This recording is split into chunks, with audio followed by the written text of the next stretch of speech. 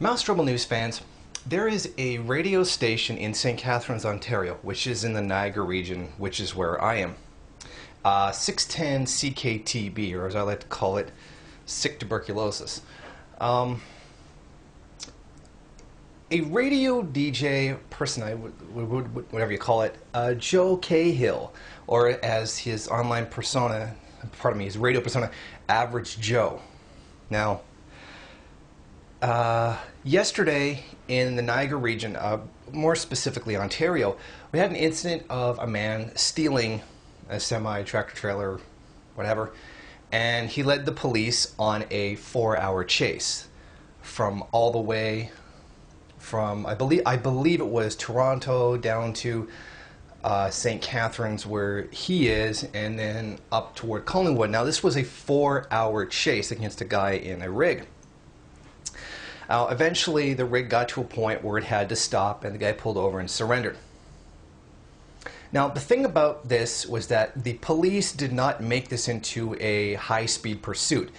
They did follow him, but they did not turn it into a high-speed chase. The guy was driving faster than normal, of course, but it didn't turn into these wild police chases that you see on Fox and whatnot, world's scariest police chases, or Spike TV or whatever. Now,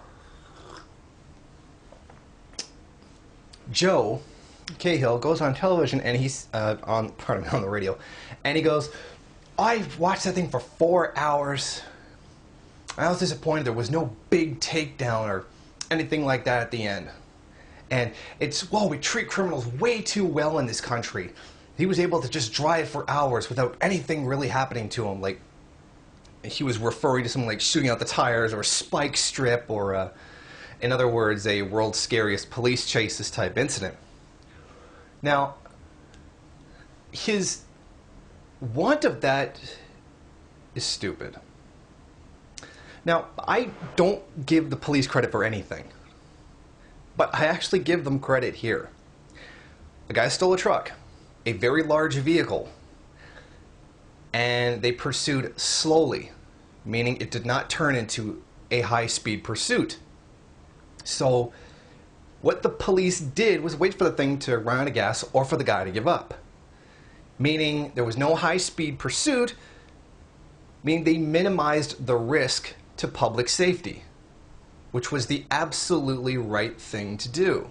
The police handled this very well. This is very much to their credit.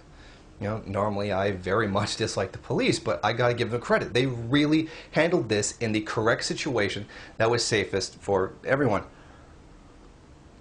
Now, Average Joe doesn't like that.